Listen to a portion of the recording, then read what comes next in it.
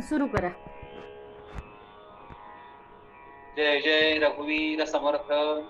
आज आपण दासबोधातल्या दशक 4 आणि समास 5 याचं चिंतन करणार आहोत. या समासामध्ये समर्थांनी अर्चना भक्तीचं वर्णन केलेलं आहे. मागच्या प्रवचनामध्ये मी सूतवाच्य केल्याप्रमाणे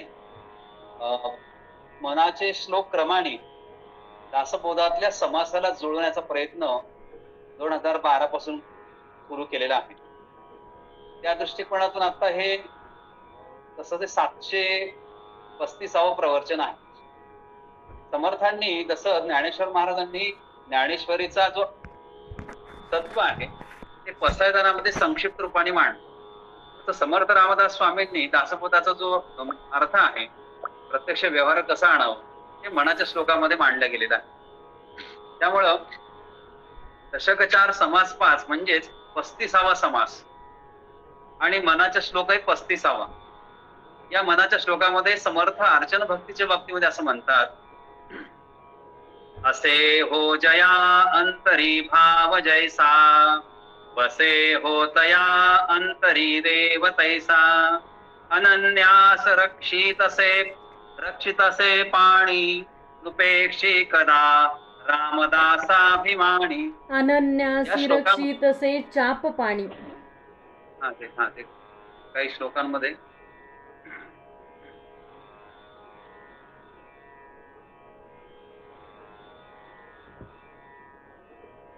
अनन्यास रक्षितसे चाप पाणी.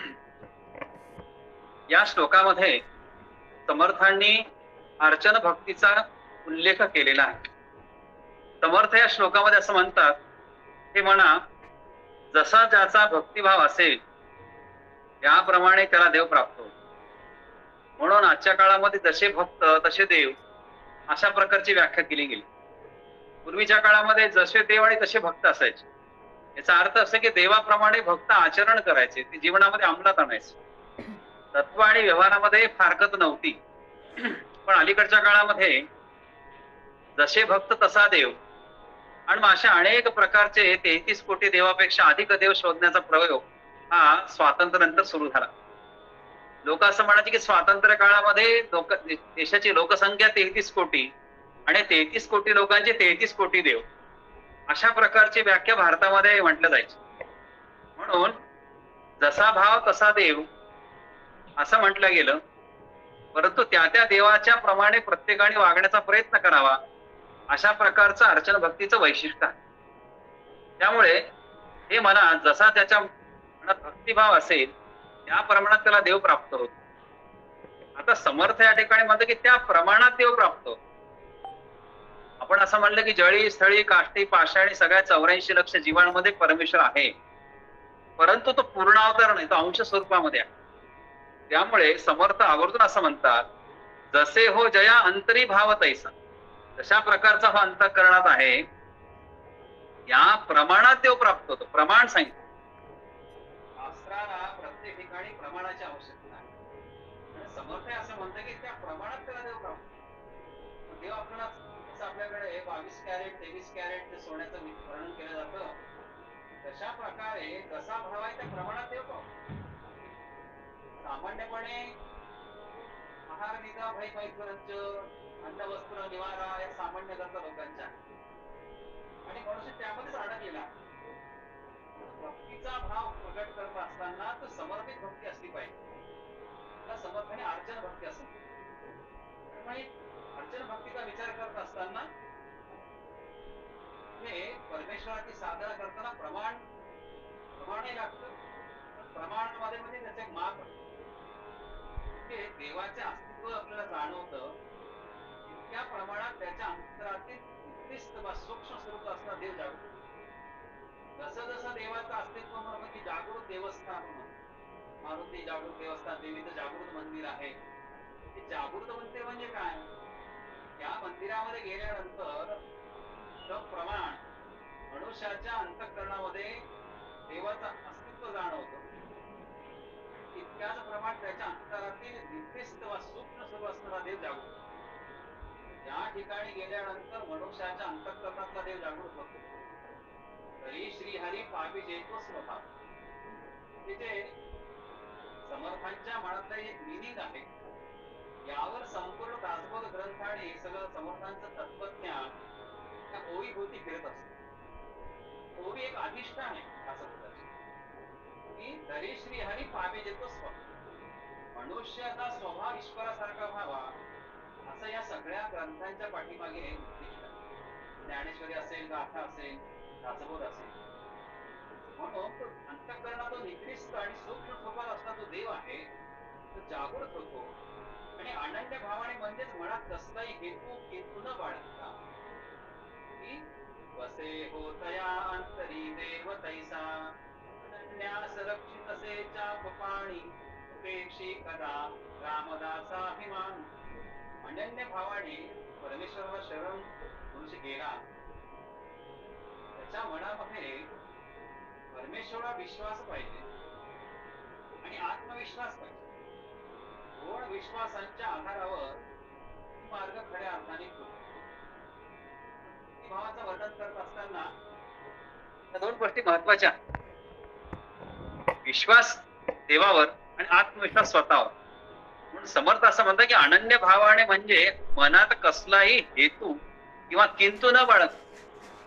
हेतू आणि किंतूचा अर्थ असाच आहे. विश्वास आणि आत्मविश्वास या दोन्ही गोष्टी ते जोडल्या गेलेल्या आहेत. न बाळगता जो भक्ती करतो त्याचं रक्षण हा धनुर्धारी राम नक्की करतो. म्हणून मनामध्ये भक्ती करत असताना हेतू आणि किंतू हा न बाळगला नाही पाहिजे. लोक मुद्दाम हेतू पुरस्तर तसं वागतात आणि सांगतात तो असा वागत होता म्हणजे हेतू पुरस्तर असा त्रास देतो. परंतु काही जणांकडे काही गोष्टी असताना सुद्धा किंतु परंतु म्हणून त्या गोष्टी उपलब्ध करून देत. हा हेतू आणि किंतु अत्यंत घातक. हेतू हा स्वतःसाठी असतो आणि किंतु दुसऱ्यासाठी असतो. अशा प्रकारचं स्वतःचं आणि दुसऱ्याचं ही जी विषमता अंतःकरणामध्ये जी आहे ती विषमता नसली तरच समर्थ असं म्हणतात दसे हो जया अंतरी भाव जैसा. अर्चना भक्ती याचा अर्थ असा आहे की मनामध्ये कुठलाही हेतू आणि किंतु नाहीये. समान दृष्टी आहे. सम्यक दृष्टी ज्याला प्राप्त झाली त्याला अर्चना भक्तीचे फळ प्राप्त होत. तशा प्रकारचं वर्णन केल्याने हा राम तुमच्या पाठीशी उभा आहे. सम्राट सिकंदराच्या एका सैनिक अधिकाऱ्याने एक सुवर्ण जडित पेटी त्याला भेट दिली. सिकंदर तर जग जिंकायला निघाला होता. पेटी कुठली असं विचारता त्याने सांगितलं इराण देशातील लुटीमध्ये ती मिळाली.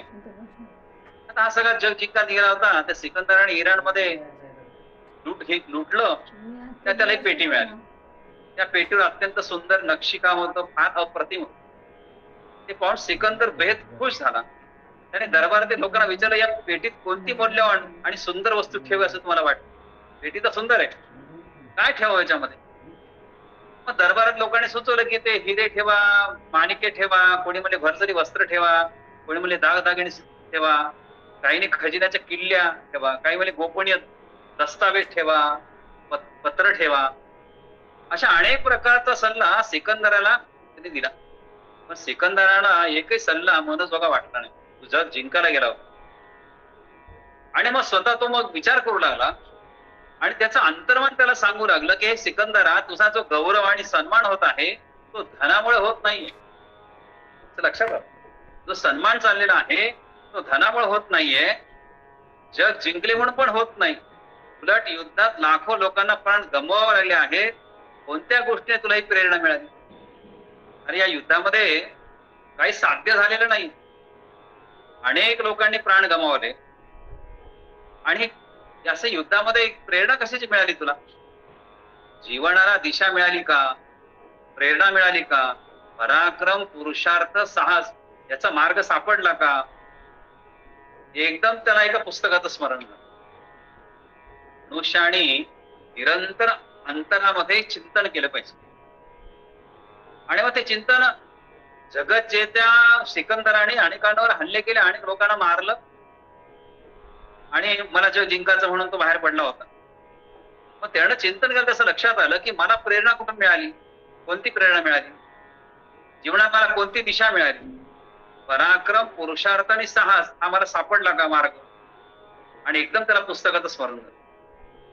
त्या पुस्तकामुळे त्याला स्वतःमधील सुप्त शक्ती ज्ञात झाली होती. तो जगज्जेता बनू शकला होता. सारा दरबार सिकंदराच्या चेहऱ्यावरील बदलते भाव पाहतो.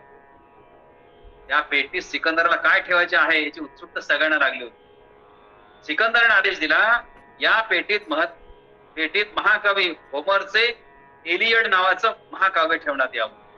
माझ्या जीवनातील प्रेरणा व नवे वळण देणारा, शक्ती जागृत करणारा असा एक ग्रंथ मला मोलाचा वाटतो. जग जिंकल्यानंतर शेवटी सिकंदराला सुद्धा अर्चना भक्तीचं जागृत केलं, आणि ज्या ग्रंथामुळे त्याला प्रेरणा मिळाली आणि तो माणसामध्ये परत आला, अशा प्रकारचा प्रेरणा देणारा त्या महाकवीचा एक होमर नावाचा, एलियड नावाचं एक महाकाव्य होतं, पुस्तक होतं. ते पुस्तक त्याने त्या पेटीमध्ये ठेवलं. त्यामुळे मोठमोठ्या जगजेत्या लोकांना सुद्धा ग्रंथांच्या मुळे त्यांच्या ग्रंथी जागृत होतात. आपल्या शरीरामध्ये अनेक ग्रंथी आहेत, आणि अशा सगळ्या प्रकारच्या ग्रंथी जागृत होण्यासाठी ग्रंथांचं वाचन हे शास्त्रकारांनी करायला सांगितलेलं आहे. म्हणून जसे हो जया अंतरी भाव जैसा, वसे तया अंतरी देव तैसा, अशा प्रकारचं देवत्व अंतःकरणात निर्माण होऊ शकतं. म्हणून समर्थांनी साधकाला अत्यंत चपलक शब्दात भक्तांचा अनन्य भाव या श्लोकामध्ये पटवून दाखवला. अर्चना भक्तीचा भाव समर्थ या श्लोकात सांगितला. समर्थ मनुष्याच्या वर्मावर बोट ठेवून वर्माचे विचार सांगतायत. आतापर्यंत त्यांचं बोलणं प्राथमिक स्वरूपाचं होतं, परमार्थाविषयी आकर्षण निर्माण करीत असं होते. पण आता त्यांनी गाभ्याला हात घातलाय टप्प्याटप्प्याने. जसं मनुष्याला अध्यात्मामधले परवलीचे शब्द कळतात, तसं मनुष्याला पुढचं ज्ञान मिळत असतं. उदाहरणार्थ, भगवद्गीतेमधला कोणताही एक अध्याय जर पाठ झाला तर अशा प्रकारचा गीतेचा भक्त कोणताही जरी अध्याय त्यांना वाचायला सुरू तर त्याच्या मस्तिष्कामध्ये एक प्रकारच्या लहरी येतात, आणि तो अत्यंत अस्खलित सगळ्या अध्यायांचं वाचन करू शकतो. म्हणून तशा प्रकारचे काहीतरी एक सूत्र, त्याला सूत्र म्हणतात गणितामध्ये, अशी सूत्रबद्ध रचना जर असेल तर ते होऊ शकत. आणि म्हणून समर्थांनी हा मुद्दाम करत करत त्या सूत्राला हात घातला या श्लोकामध्ये. आणि म्हणून आता समर्थ गाभ्याला हात घालून ते म्हणतायत की परमेश्वरा परमार्थाविषयी आकर्षण निर्माण करील अशा प्रकारचं वर्णन समर्थांनी केलं. आयसेन व्हावर नावाचे एक अमेरिकेचे राष्ट्राध्यक्ष होते. त्यांच्या कार्यालयामध्ये एक शोकेस होता, आणि त्या शोकेस मध्ये एक सुंदर झाडू ठेवलं. राष्ट्राध्यक्षांना जे भेटायला यायचे ते झाडू पण त्यांना आश्चर्य वाटायचं, एवढं तुम्ही राजे आहात, त्या शोकेस मध्ये काहीतरी जड जेव्हा हे ठेवायला पाहिजे, तुम्हाला दिलेल्या भेटवस्तू ठेवायला पाहिजे, तुम्ही झाडू ठेवलाय. पण कोणाला हिंमत होत नव्हती त्यांना विचारायची. राष्ट्राध्यक्षांच्या लक्षात आलं की जो आपल्या ऑफिसमध्ये येतोय तो झाडूकडे सारखा पाहतो. कोणी आला ऑफिसमध्ये भेटायला की अमेरिकेच्या राष्ट्राध्यक्षांच्या त्या शोकेसकडे बघायचं. राष्ट्राध्यक्षांच्या ते लक्षात आलं जो, आणि मग त्यांनी लोकांची जिज्ञासा शांत करण्यासाठी दृष्टीने त्यांनी स्वतःच एक दिवस तो झाडू तेथे असल्याचं आयोजन कागदावर लिहून काढलं की झाडू का ठेवलेला आहे, आणि तो कागद त्या झाडू शेजारी चिटकवून ठेवला. त्या कागदावर मजकूर असा होता, मी हा झाडू येथे एका विशिष्ट हेतूने ठेवला आहे. जेव्हा मी राष्ट्राध्यक्ष झालो तेव्हा मला अनेक बहुमत भेटवस्तू मिळाल्या, यात हा झाडूचाही समावेश होता. मी सर्व भेटवस्तू ही श्रेष्ठ, सगळ्या भेटवस्तूमध्ये सगळ्यात श्रेष्ठ भेटवस्तू मी झाडू मांडली. ज्याने मला तो दिला त्याने त्याच्यासोबत एक पत्र पण मला दिलं होतं गिफ्ट देताना. त्या पत्रात त्याने लिहिलं होतं, आपण निवडणुकीच्या प्रचाराच्या भाषणामध्ये प्रशासनातील व राष्ट्रीय जीवनातील घाण दूर करून स्वच्छ कारभार करण्याचं अभिवचन दिलेलं आहे, म्हणून मी झाडू तुम्हाला भेट देतो. त्यामुळं क्षणाक्षणाला आपल्याला आपल्या केलेल्या भाषणाची व दिलेल्या आश्वासनाची आठवण होईल. भेट देणाऱ्यांच्या शब्दांनी मला चांगलंच विचारप्रवण केलेलं आहे. माझ्या कर्तव्याचं मला सदैव माझं स्मरण राहावं म्हणून मी अनमोल वस्तू, भेट वस्तू ही शोकेस मध्ये ठेवली की समोर रोज दिसाय. मनुष्याला जीवनाची इति कर्तव्यता कशामध्ये आहे हे वारंवार जाणवलं पाहिजे. आणि म्हणून अर्चन भक्ती अशी आहे की जी मनुष्याला वारंवार त्या गोष्टीचं स्मरण करून देते. म्हणून परमेश्वराला अनन्य भावाने शरण गेलं पाहिजे. म्हणून आपण म्हणतो की त्वमेव माता पिता त्वमेव त्वमेव बंधू सखा त्वमेव या भावाने श्लोक म्हणतो. आपण जे ज्ञानेंद्रियाने आणि कर्मेंद्रियाने कार्य करतो ते तोच करत आहे अशी भावना असली पाहिजे. म्हणजे मनुष्य जसं गांधींचे 3 वानर दाखवतात की तोंड बंद आहे, वाईट बोलायचं नाही, डोळे बंद आहे, वाईट बघायचं नाही, कानावर हात आहे, वाईट ऐकायचं नाही. तशा प्रकारचं पंच ज्ञानेंद्रिय पंच कर्मेंद्रिय हे जे आहेत त्याकडून जे कार्य घडतं तो परमेश्वरच घडून घेतो अशी भावना जर अंतर्मनात निर्माण झाली तर ती खऱ्या अर्थानं अर्चन भक्ती. माझ्या डोळ्यातून देव बघतो अशा प्रकारची भावना, माझ्या मुखातून देव बोलतो ही भावना अंतःकरणामध्ये होणं त्याला खऱ्या अर्थाने अर्चन भक्ती असं म्हणतात. हृदयातील देव माझं रक्षण करणार आहे त्याला ऊर्जित करण्यासाठी श्रद्धेची गरज. अंतःकरणामध्ये परमेश्वर आहे पण त्याला ऊर्जित करावं लागेल. जसं हिवाळ्यामध्ये खोबरं तेल गोठून बसतं, पाण्याचा बर्फ होतो आणि त्याला जर ऊर्जित करत असेल तर आपल्याला ते उष्णता द्यावं लागतं. तसं प्रत्येकाच्या हृदयामध्ये परमेश्वर आहे त्याला ऊर्जित करण्यासाठी श्रद्धेची गरज. पण मागच्या आपण प्रवचनामध्ये बोलले की श्रद्धेचं जागरण कसं आहे ते तात्पुरतं नाहीये. श्रद्धा ही मनुष्याला प्रेरणा देणारी आहे. आणि प्रेरणा कशाची मिळते मनुष्याला?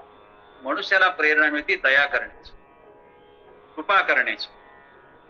मनुष्याच्या अंतःकरणामध्ये मनुष्याकडून जर दया घडायची असेल तर त्याला एक विशिष्ट प्रकारची प्रेरणा लागते आणि ही जी प्रेरणा आहे ती मनुष्याला श्रद्धेने मिळते.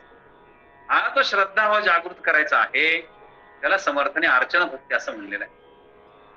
म्हणून श्रद्धेची जी पातळी आपल्याला गाठता येईल त्यानुसार देवाचं अस्तित्व जाणतं.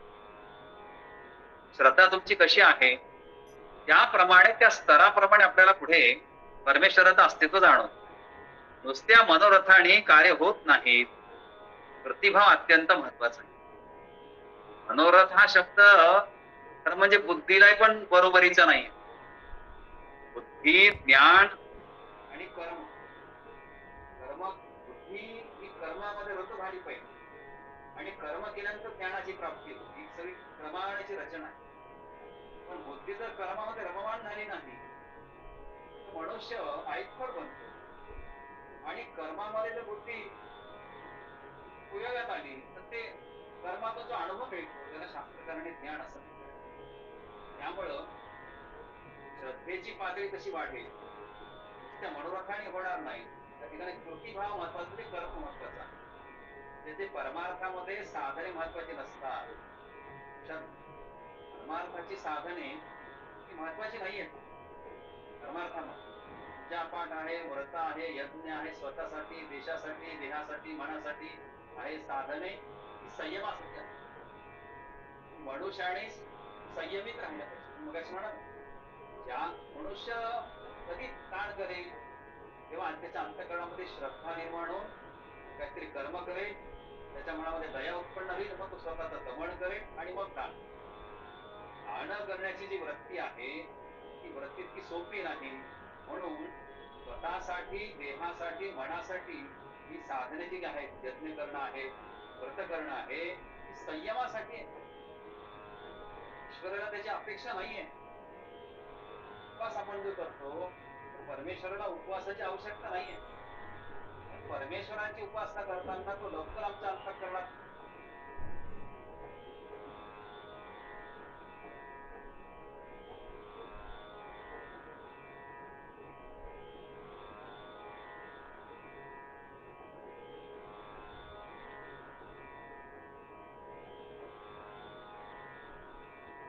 शुद्ध असला पाहिजे. आपल्या सगळ्यांना माहिती की नका नका विचारू देव कसा, देव असे हो आप तसा. ठीक आहे, मग काय की देव कसा हा प्रश्न विचारू नका. का विचारू देव कसा? देव असे तो भावच. माझ्या अंतःकरणामध्ये जशा प्रकारचा भाव आहे तशा प्रकारचा देव आहे. लक्षात घ्या. म्हणजे हे मार्केटिंग नाही. या अर्थाने अंतःकरणामध्ये जसा देव आहे, भाव आहे, तसा देव मिळेल. आणि त्या दृष्टिकोनातून आपण विचार करण्याची आवश्यकता आहे. आणि म्हणून परमेश्वराला हा जो आम्ही जे जीवन जगत असताना त्याला काय प्रिय आहे? त्याला न्याय प्रिय. आम्ही योग्य तो न्याय देतो का? योग्य ठिकाणी दया करतो का? अशा प्रकारचा आम्ही जे जर न्याय देत असेल तर त्या अर्थाने अर्चन भक्ती पूर्ण होते. हेनरी चतुर्थ त्यावेळेस इंग्लंडचे राजे होते. त्यांचा मुलगा हेनरी पंचम शिकत होता. हेनरी पंचमच्या एका मित्राने गुन्हा केला म्हणून न्यायाधीशाने त्याला कारावासाची शिक्षा दिली.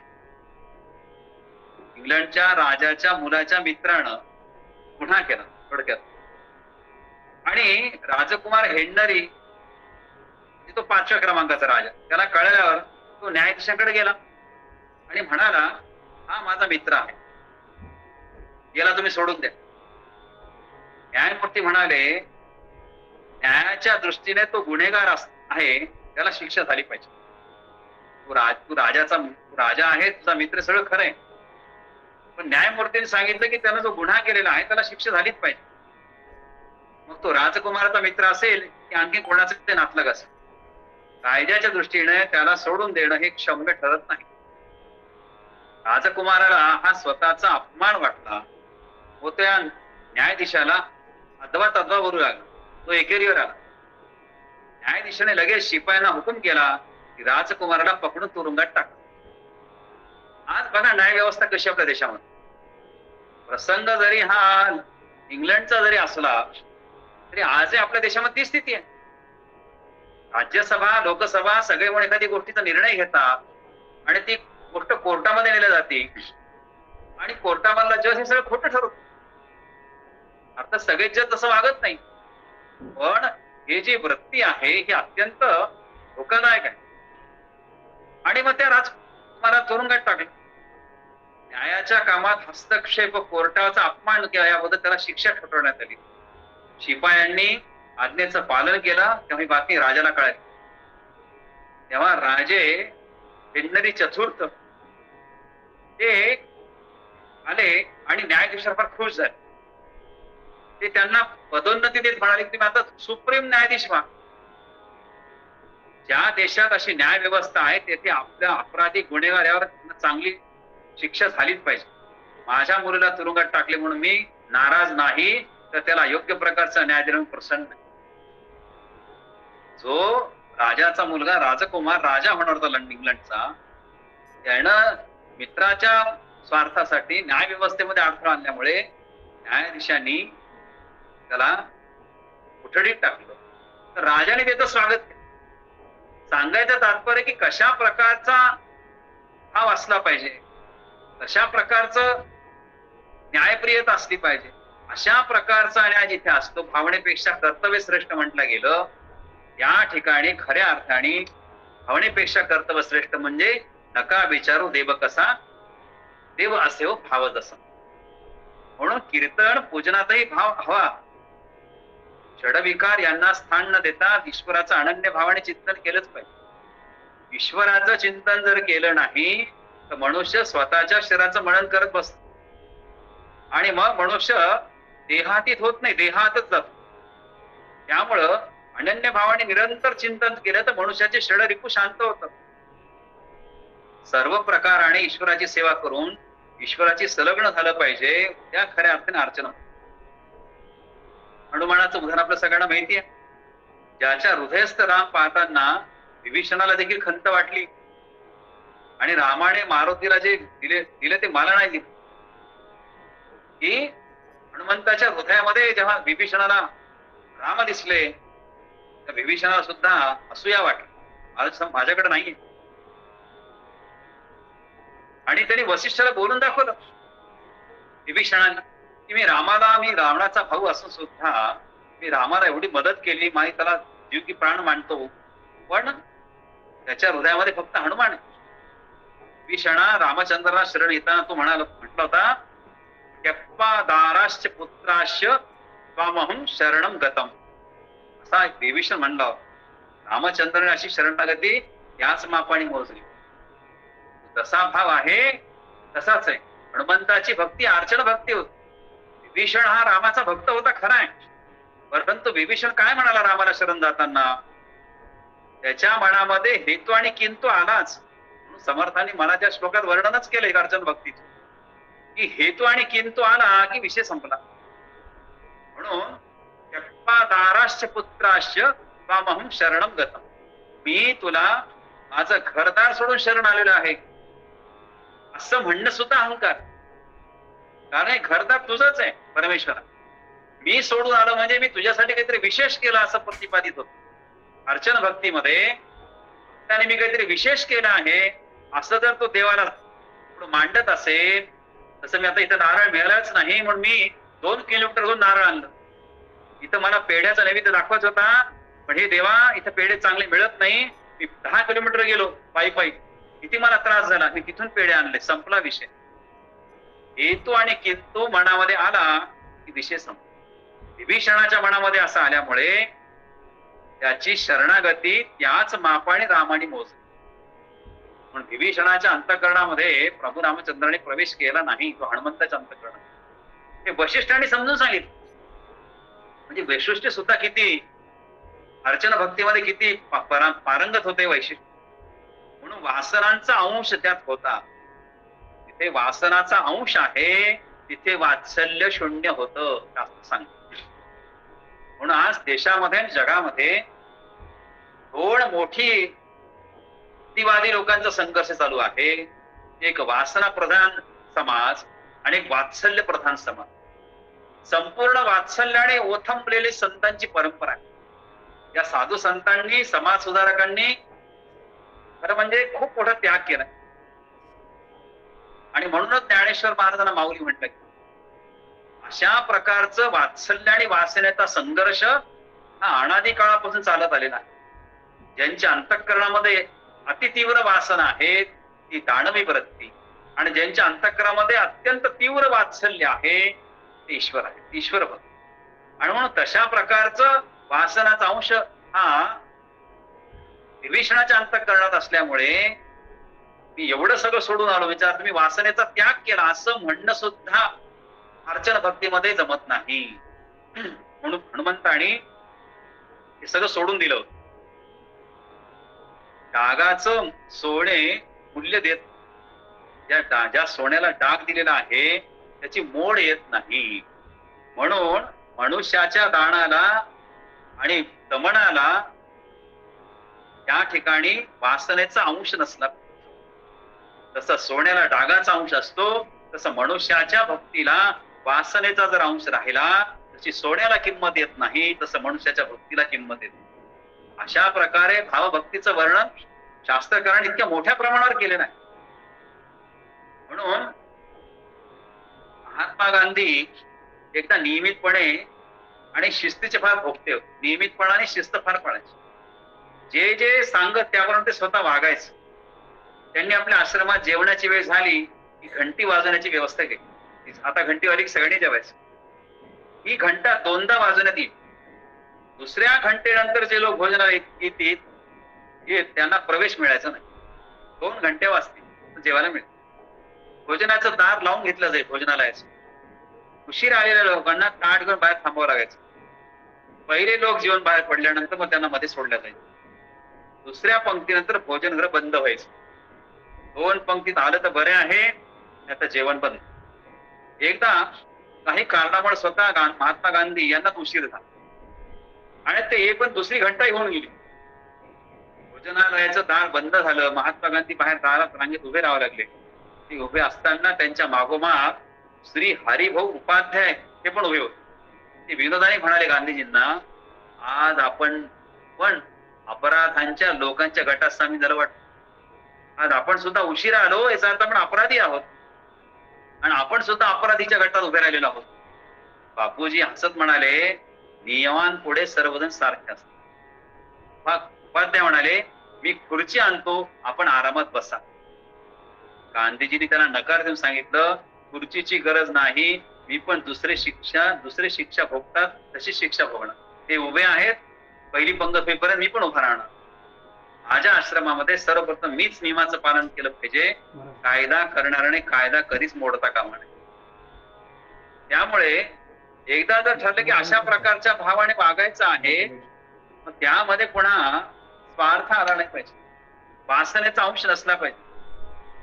म्हणून तागाचं सोनं मूल्य देत नाही, पण खरेच बावन्न कशी मनुष्याने असलं पाहिजे. परमेश्वराचा भाव असाच असला तर तो अमूल्य ठरतो, त्याचं मूल्य करता येतं. अमूल्य एवढ्या तेवढ्याने काय बिघडतं असं सामान्य माणसे म्हणत असतात. आम्ही कसंही वागू, सिनेमाचे तिकिटे मिळाले पाहिजे, सिनेमाचे तिकीट मिळाले पाहिजे म्हणून मी कीर्तना गेलो तर देवाची सेवा रुजू करावी हे मांडणं चुकीचं. प्रत्येकाला असं वाटतं मी कीर्तनामध्ये गेलो की माझी सेवाची नोंद देवाने घ्यावी. अलीकडच्या काळामध्ये ऑफिसमध्ये शाळेमध्ये अटेंडन्स असतं. एकदा सही केली की दिवसभर मोकळा कुठे फिरायला, असं नाही. तर आम्ही कसंही वागू आणि कुठेही जाऊ असं नाहीये. गुरु फक्त क्षमाशील म्हणून आपण असे राहू हे योग्य नाही. म्हणून चुकीचं वागणं अत्यंत योग्य नाही. अर्चन भक्तीमध्ये शास्त्रकारांनी जीवन जगण्याची जी रचना दिलेली आहे या रचनेप्रमाणेच जगण्याचं चिंतन केलं पाहिजे. म्हणून समर्थांनी भक्तीचं वर्णन करत असताना आता या भक्तीमध्ये एक प्रकारची शक्ती उत्पन्न करतायत समर्थ, एक प्रकारची जाणीव विकसित करतायत भक्तांची हळूहळू आणि कठोरतेकडे निघालेले आहे.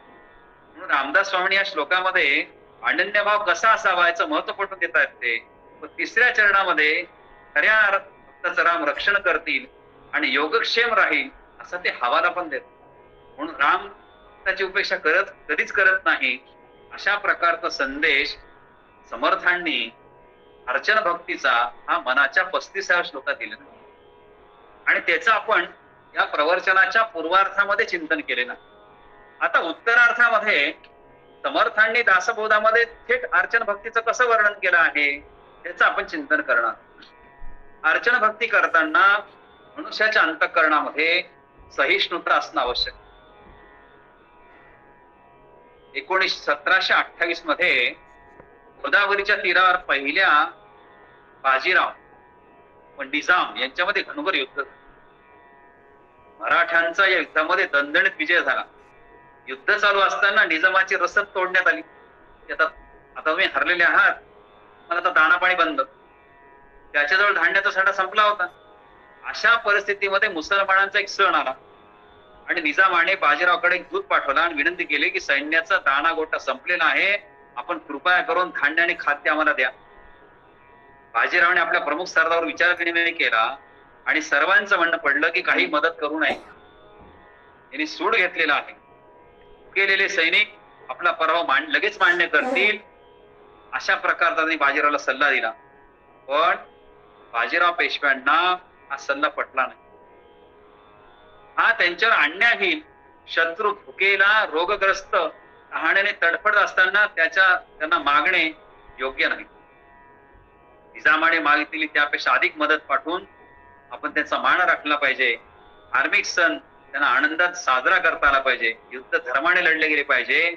बाजीरावांच्या आदेशानुसार 5000 बैलगाड्या अन्नधान्य हे निजामाच्या सैन्याला जेवणासाठी पाठवण्यात आलं आणि निजाम अत्यंत थक्क झाला की खरंच हिंदू संस्कृतीमध्ये काय उदारता आहे, काय सर्व धर्म सहिष्णुता आहे. अशा प्रकारची भारतीय संस्कृती ही सगळ्या जगाला तारेल असा निजाम म्हणतो. म्हणजे अर्चन भक्तीमध्ये कुठल्या टोकापर्यंत मनुष्याला सहिष्णू व्हावं लागतं, कुठल्या टोकापर्यंत दया करावी लागते त्याचं वर्णन समर्थांनी त्याच्यामध्ये केलेलं आहे. दृश्य वस्तूचं ज्ञान ध्येयबुद्धीने मिळवावं लागतं. दृश्य वस्तू आहे ती मनुष्याला त्या दृश्य वस्तू ज्ञान कशाने प्राप्त होतं? देहबुद्धीनं होतं. मोबाईल आहे तर देहबुद्धीनं ज्ञान मिळावं लागतं. यासाठी विद्वान व्यक्तीची आराधना करावी लागते. दृश्य वस्तूचं ज्ञान होण्यासाठी जसं उदाहरणार्थ आम्ही किल्ले बघायला गेलो आणि नुसते किल्ले बघितल्यानंतर आम्ही परत आलो. तुम्ही तो दरवाजा बघितला नाही का, त्यातून शिवाजी महाराज बाहेर पडले? तर मला कोणी सांगितलंच नाही. कुठल्याही प्रकारचं महत्वाची वास्तू ऐतिहासिक बघायला जायचं असेल तर समोर एक गाईड लागतो. एखादा विद्वान माणूस, त्यातला ज्ञानी माणूस लागतो, म्हणजे आपल्याला सगळे संदर्भ कळतात इतिहासामध्ये. तसं दृश्य वस्तूंचं ज्ञान देहबुद्धीने मिळवावं लागतं, पण त्यासाठी विद्वान व्यक्तीची आराधना करावी लागते. जर आम्हाला शाळेत ज्ञान शिकायचं असेल तर विद्वान शिक्षक पाहिजे. तसं आत्मवस्तूचं ज्ञान हे आत्मबुद्धीनेच उदयाला पावतं. समर्थ छान सांगतात अर्चन भक्तीचं विवरण, की दृश्य वस्तूचं ज्ञान देहबुद्धीने मिळवावं लागतं, त्यासाठी विद्वान व्यक्तीची आवश्यकता असते. तसं आत्मवस्तूचं ज्ञान आत्मबुद्धीनेच उदय पावतं. यासाठी आत्मज्ञानी व्यक्तीला शरण जावं लागतं. ज्या व्यक्तीला अतींद्रिय ज्ञान आहे, जी व्यक्ती आत्मज्ञानी आहे, अशा व्यक्तीला जर शरण गेलं तर आत्मवस्तूचं ज्ञान आत्मबुद्धीनं उदय कधी पावेल? तशा प्रकारच्या त्या लेवलच्या व्यक्तीला शरण गेलं. म्हणून आत्मज्ञानी व्यक्ती सद्गुरुपद धारण करू शकते. गुरु अनेक आहेत, दत्तात्रेयाने सुद्धा 22-27 गुरु केला असं म्हणतात. परंतु अर्जुन भक्तीचं वर्णन करताना समर्थ असं म्हणतात की आत्मज्ञानी व्यक्ती सद्गुरुपद धारण करू शकते. पद धारण करू शकते. धारणा धारयती ती धारणा, हा अधिकार कोणालाच नाहीये. आत्मज्ञान असेल तर सद्गुरुपद धारण करावं. जसं शिवराजांनी स्वतःला राज्याभिषेक करून घेतला हिंदूंचं रक्षण करण्यासाठी, तशा प्रकारची रामराज्यासारखी परिस्थिती राज्यात निर्माण केली छत्रपतींनी, आणि मग स्वतःला राज्याभिषेक केला. तसं आत्मज्ञानी व्यक्ती झाल्याशिवाय त्यानं स्वतःला सद्गुरुपद धारण करू शकत नाही. म्हणून देहबुद्धीचा माणूस भगवंताच्या बाबतीमध्ये अज्ञानी असतो. त्याची देहबुद्धी आणि देहातीत बुद्धी, देहापेक्षा वेगळा विचार करणारा तो देहातीत असतो, आणि केवळ देहबुद्धीने जगणारा असतो, त्याला नश्वर बुद्धी असं म्हणलेलं आहे. म्हणून देहबुद्धीचा माणूस हा भगवंताच्या बाबतीत अज्ञानीच असतो. कारण तो जरी तीर्थयात्रेला गेला तरी 100 जणांची रांग सोडून मध्येच तो घुसणार, प्रसादासाठी दर्शनासाठी तिकीट काढणार 200 रुपये देऊन, पण त्याला रांगेत उभा राहणार नाही. हे जे अशा प्रकारचे लोक आपण बघतो की मला उभारून त्रास व्हायला लागला, मला आता तहान लागली, भूक लागलेली आहे,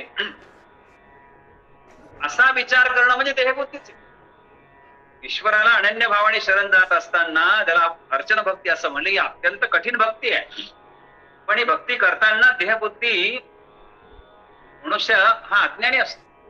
अज्ञानातून भगवंताच्या ज्ञानाचा मार्ग सापडणं अत्यंत कठीण, शक्यच नाही. म्हणून सद्गुरु भगवंताच्या बाबतीमध्ये सर्वज्ञ असतो. लक्षात घ्या, ज्या व्यक्तीला आत्मज्ञान प्राप्त झालेलं आहे अशी व्यक्ती सद्गुरु परत प्राप्त करते, आणि सद्गुरु भगवंताच्या बाबतीत सर्वज्ञ असतो. असं म्हणत नाही की तुला देव भेटेल, प्रयत्न करू, असं नसतं. त्याला कॉन्फिडन्स असतो. पक्क सांगतो की हे अशा प्रकारचा तू वाग, निश्चित तुझ्या जीवनामध्ये परमेश्वर येईल. म्हणून सद्गुरु हा भगवंताच्या बाबतीत सर्वज्ञ असतो. अर्थात भगवंताचे दर्शन हवे असेल तर माणसाने सद्गुरूचेच ऐकलं पाहिजे. या मनुष्याच्या जीवन जगण्याचे 4 स्तंभ सांगितले शास्त्रकारांनी: मातृदेव भव, पितृदेव भव, आचार्य देव भव आणि राष्ट्रदेव. राष्ट्र हेच माझं देव आहे आणि देवच माझा राष्ट्र. त्या राष्ट्रामध्ये सगळ्या 84 लक्ष जीव योनी सामावलेल्या आहेत. त्याबद्दल अंतःकरणात दया उत्पन्न करणं म्हणजे असंच आहे की आई, वडील, गुरु आणि देव. म्हणून सद्गुरूच ऐकलं पाहिजे. मानव जीवनाची रचना तशी आहे की माणूस संबंधाच्या जाळ्यामध्ये मनुष्य वेळ घालत. मनुष्याला संबंध फार महत्वाचे वाटतात. राम आणि लक्ष्मण हे गुरुकुलामध्ये शिक्षण घेऊन घरी आले, आणि घरी आल्यानंतर राज्यामध्ये एक दिवस विश्वामित्र आले दशरथ राजाला भेटायला, आणि त्यांनी सांगितलं, हे रामा, मला तुझे दोन्ही मुलं पाहिजे. दशरथाने विचारलं काय आहे, तर विश्वामित्र म्हणाले राक्षस मारायचे.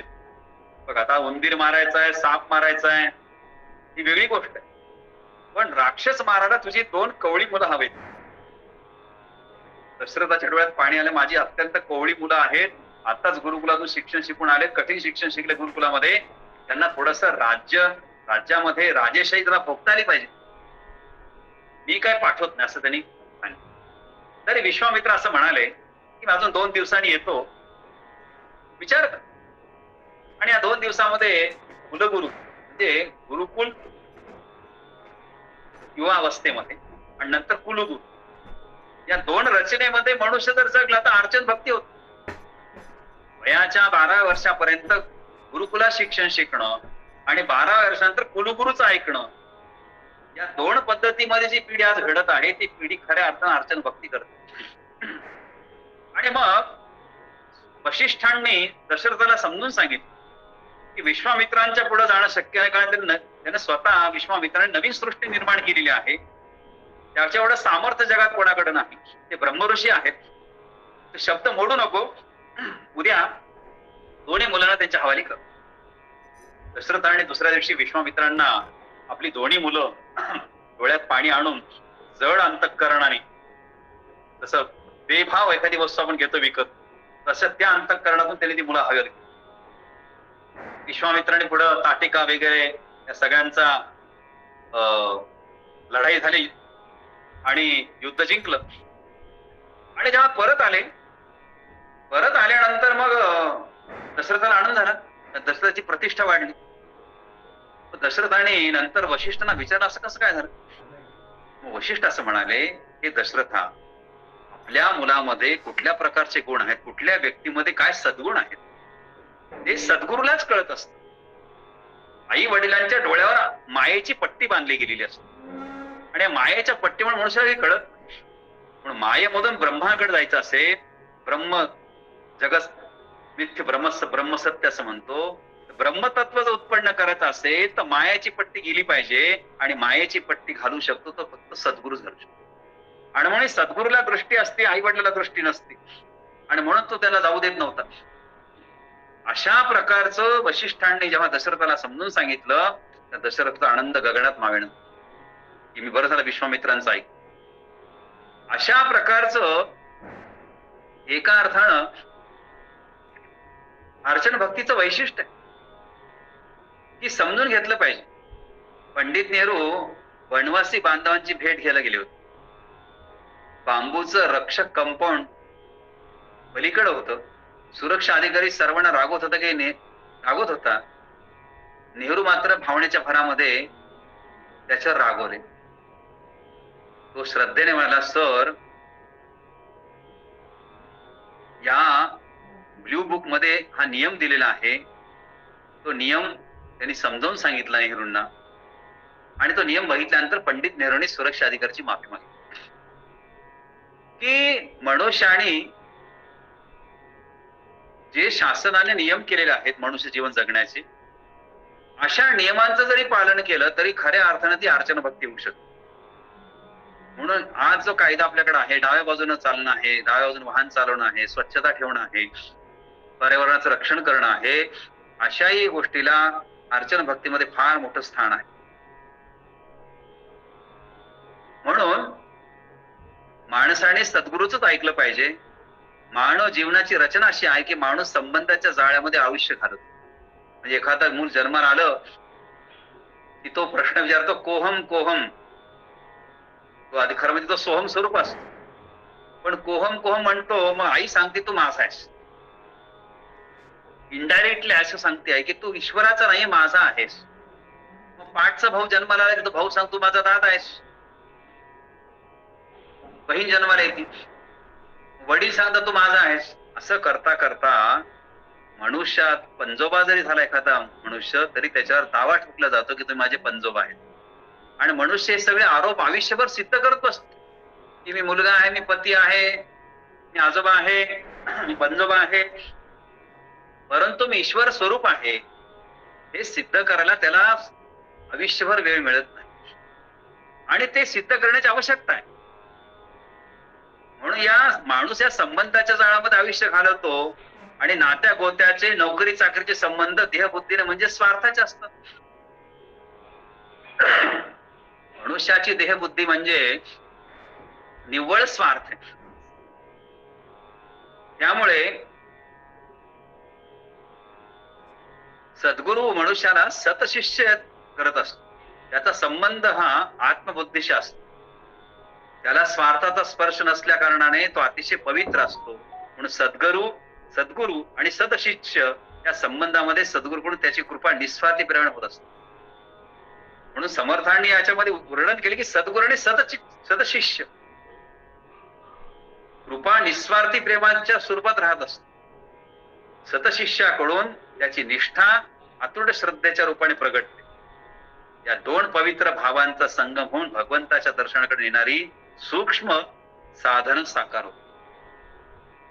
परमेश्वराकडे जाण्यासाठी जी सूक्ष्म साधना लागते ती साधना अशा प्रकारची आहे. म्हणून तशा प्रकारची साधना ती करण्याची आवश्यकता. सद्गुरू आपले सर्वस्व द्यायला तयार असतोच. ते द्यायला आणि ते घेऊन पचवायला अधिकारी म्हणजेच विरक्त शिष्य पाहिजे. सगळ्या प्रकारचं ज्ञान द्यायला गुरु तयार असतात. कारण त्यांना म्हणजे आम्ही जर ज्ञान नाही दिले तर आम्ही ब्रह्मसंबंध होऊ. ब्रह्मसंबंध एवढंच सोयीचं नाही. त्यामुळे गुरु हे आतुरलेले असतात ज्ञान देण्यासाठी आणि ते देण्याचा प्रयत्न करत असतात. पण तशा प्रकारचा अधिकारी विरक्त असा शिष्य लागत असतो. म्हणून सद्गुरूकडून ज्ञान कोणाला प्राप्त होतो? जो मनुष्य विरक्त आहे त्यालाच प्राप्त होऊ शकतो. आणि कोणाच्या प्रभावाने शिष्याच्या अंतःकरणामध्ये भगवंताचं स्फुरण पावलं व त्याच्या मनाला आणि अंगाला सर्व व्यापून गेलं. कोणाच्या प्रमाणे शिष्याच्या अंतःकरणामध्ये भगवंताचं स्फुरण झालं, स्पार्क झालं, हे शिष्याने विसरलं नाही पाहिजे. एखादा शिष्य गुरुपदाला जरी पोहोचला तरी मी सद्गुरूंमुळेच मी गुरुपदाला पोहोचलो ही जी कृतज्ञता आहे ती कृतज्ञता असणं अत्यंत आवश्यक. भगवंताचं स्फुरण त्याच्या मनामध्ये व्यापलं म्हणजे आत्मशक्ती जागृत झाली. ते कशामुळे झाली हे लक्षात आलं पाहिजे. एक अत्यंत आळशी ग्रहस्थ एका साधू महाराजांना भेटायला गेला आणि सांगितले की कमी परिश्रमामध्ये मला धनधान्य मिळायला पाहिजे, मी श्रीमंत झालं पाहिजे. तर ते साधू जिथे बसले होते तिथे एक लोखंडी गज पडला होता, सळई, लोखंडी गजाचा तुकडा. त्याने सांगितले सळई घेऊन जा, तुझ्या गावाची नदी वाहते, त्या नदीवर जा आणि एक एक दगड या सळईला लाव. ज्या दगडामुळे सळई सोन्याची होईल तो दगड परीस असेल. त्या माणसाला कुतूहल वाटलं. तो सळई घेऊन रोज नदीवर जायचा. नदीमध्ये खूप दगड होते, एक एक दगड घ्यायचा, सळई लावायचा. सळई सोन्याची झाली फेकून द्यायची. अशा प्रकारे नदीच्या काठावर दगडाचे ढिगार लागले, ट्रकचे ट्रक. आणि एक दिवस त्याच्या लक्षात की सळई सोन्याची झाली आणि मग तो इकडे तिकडे बघू लागला. ज्या दगडामुळे सळई सोन्याची झाली तो दगड त्याने फेकून दिला होता आणि तो दगडाच्या ढिगारामध्ये पडला होता. शेवटी तो दगड त्याला सापडलाच नाही. मनुष्याच्या जीवनाचं सोनं होत असताना ज्या सामान्य लोकांमुळे त्याच्या जीवनाचं सोनं होतं, त्या सद्गुरूमुळे त्याच्या जीवनाचं सोनं होतं, अशा सद्गुरूला जर विसरून गेला तर काय उपयोग?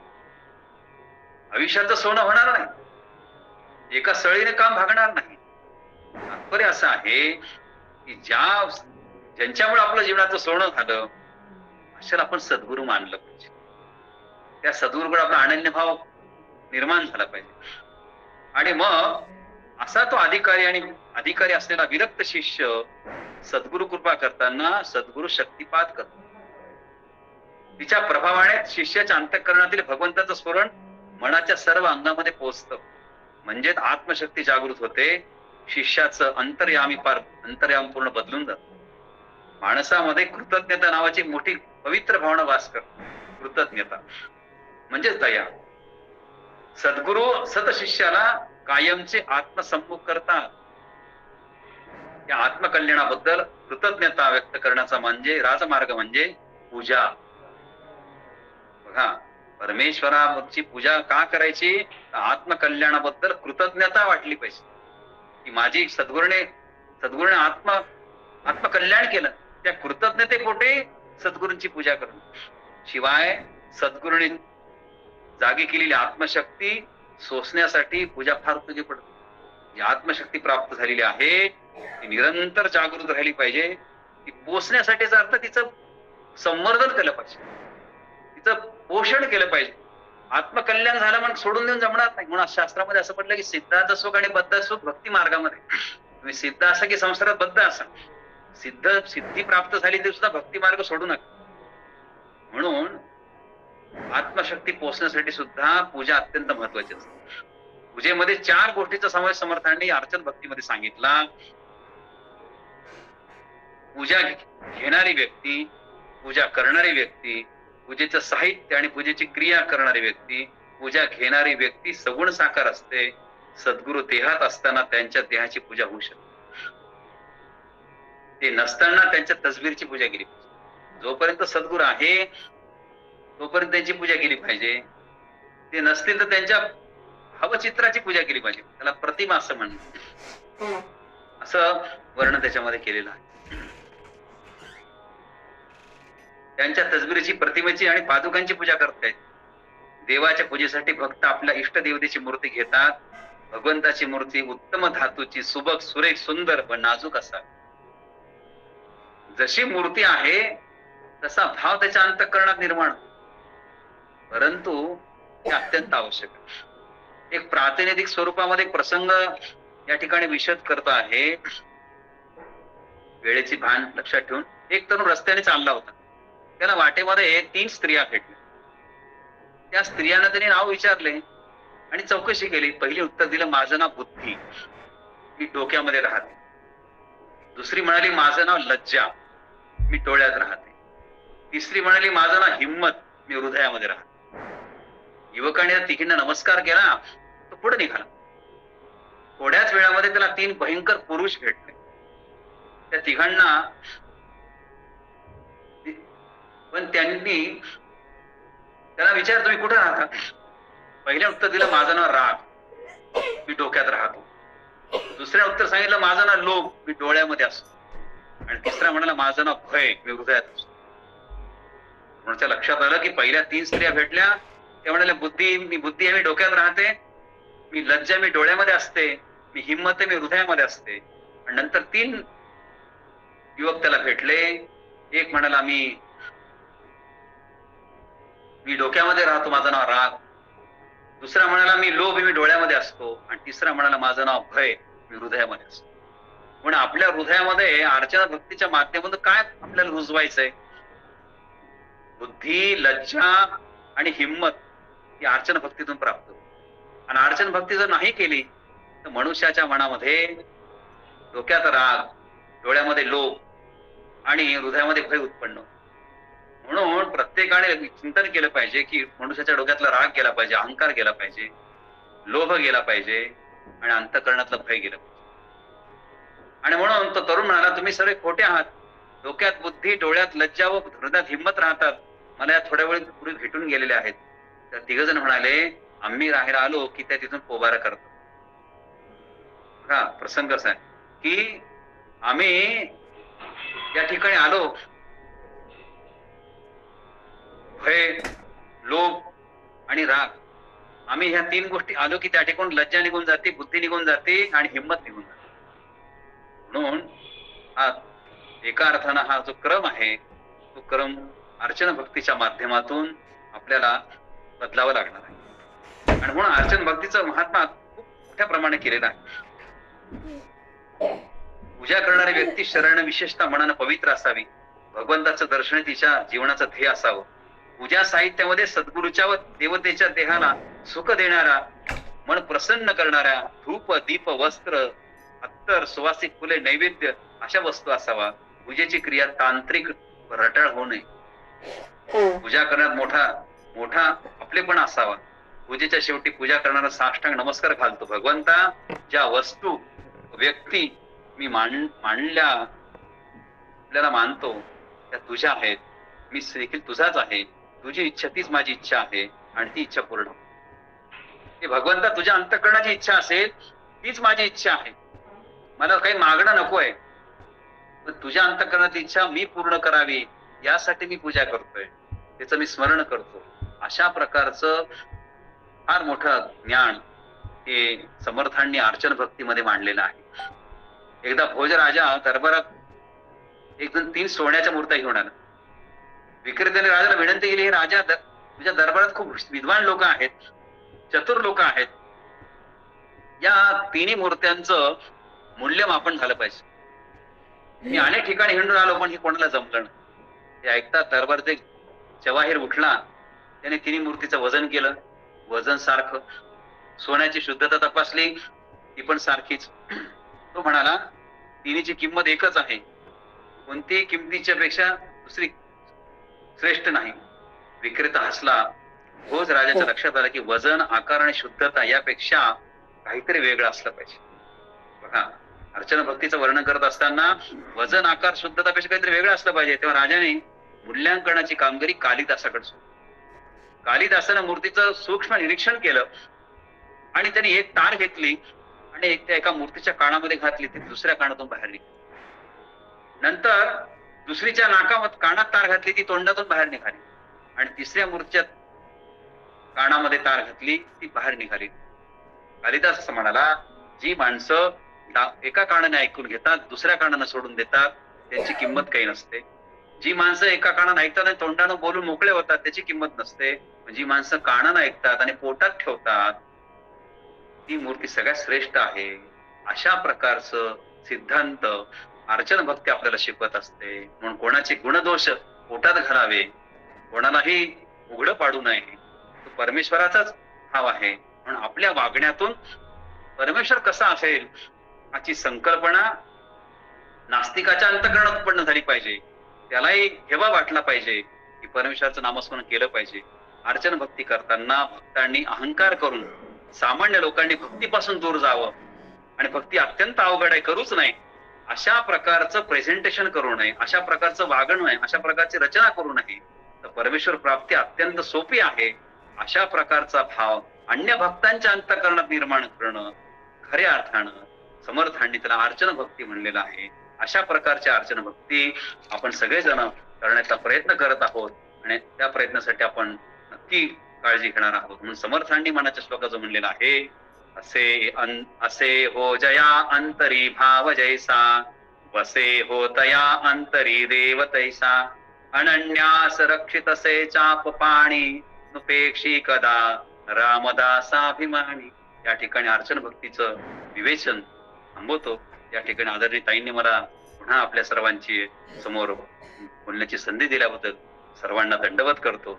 जय जय रघुवीर समर्थ. रामकृष्ण हरी महाराज. कसं आहे दान घ्या महाराज. आता विश्वाचे देवे, येणे वाग्यदने तोषावे, तोषोणी मज द्यावे पसाय दान हे. जे खळांची व्यंकटी सांडो, अया सत्कर्मी रती वाढो, भूता परस्परे दडो मैत्र जीवांचे, दुरितांचे तिमिर जावो, विश्वस्व धर्म सूर्ये पाहो, जो जे वांछिल तो ते लाहो प्राणी जात. वर्षत सकळ मंडळी ईश्वर निष्ठांची मांदियाळी, अनवरत भूमंडळी भेट तू दया भूता. चला कल्पतरूंचे आरव, चेतना चिंतामणीचे गाव, बोलते जे अर्णव पियुषांचे, चंद्रमे जे अलांछन, मार्तंड जे तापहीन, हे सर्वाही सदा सज्जन सोयरे होतू. किंबहुना सर्व सुखी पूर्ण होणी तिही लोकी, भजिजो आदि पुरखी अखंडित, आणि ग्रंथोपजीविये विशेषी लोकी ये. दृष्टादृष्ट विजय हो आवेजी, येथ म्हणे श्री विश्वेश्वरा हो, हा होईल दान पसावो. येणे वरे ज्ञान देवो सुखिया झाला, येणे वरे ज्ञान देवो सुखिया झाला, येणे वरे ज्ञान देवो सुखिया झाला. कुंडलिका वरदे हर विठ्ठल, श्री ज्ञानदेव तुकाराम. जय जय रघुवीर.